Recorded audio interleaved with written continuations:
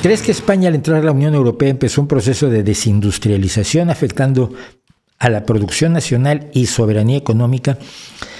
Toda entrada a la Unión Europea a todos los países les ha representado una entrega de soberanía. Es decir, renuncias a parte de tu soberanía porque te conviene. El proceso de desindustrialización fue en parte orquestado por la Unión Europea, pero fundamentalmente la desindustrialización es un fenómeno de nuestro tiempo. La era industrial de alguna forma ya pasó.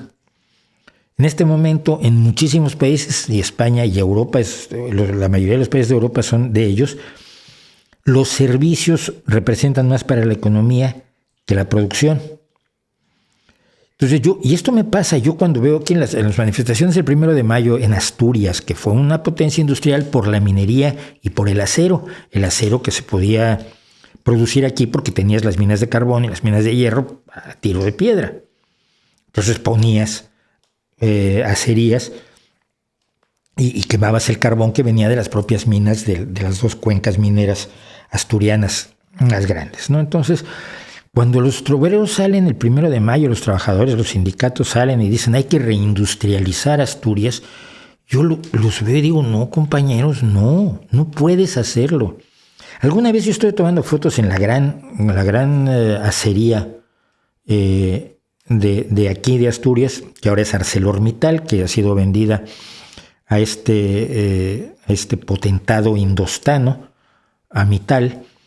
Y yo estaba tomando fotos en la antigua estación de bomberos porque estaba totalmente abandonada y la luz de los techos rotos entraban, se veían cosas muy bonitas ahí dentro y quería yo llevar bailarinas luego y un montón de cosas que nunca hice. Y hablaba, si un obrero se acercó a comentar conmigo, un obrero yo ya me voy a jubilar. Hombre, señor, pues qué bueno, porque trabajar en el acero es duro, pero es trabajo de verdad. Es trabajo donde se trabaja mucho. Y me dice, sí, pero yo recuerdo cuando aquí había varios miles de obreros. Y lo primero que pensé yo, y no va a volver a pasar nunca. Es decir, los sistemas de automatización, los sistemas de robotización, que además aumentan la seguridad de los trabajadores, etcétera, no vas a volver a tener empresas, fábricas con miles de obreros como las hubo a fines del siglo XIX y durante buena parte del siglo XX. Entonces, la desindustrialización que haya sido o no originada por la Unión Europea es bastante menos importante que los esfuerzos que deberían estarse haciendo para promover la prestación de servicios de alto valor agregado en los lugares que antes dependieron de la industria y que no van a volver a depender de la industria. Nadie va a poner una fábrica para darle empleo a 2,000 personas. Es imposible. ¿Sabes quién le está dando empleo a mucha gente? Amazon acaba de poner una central logística aquí en Asturias. Entonces la lucha es porque Amazon no maltrate a sus empleados.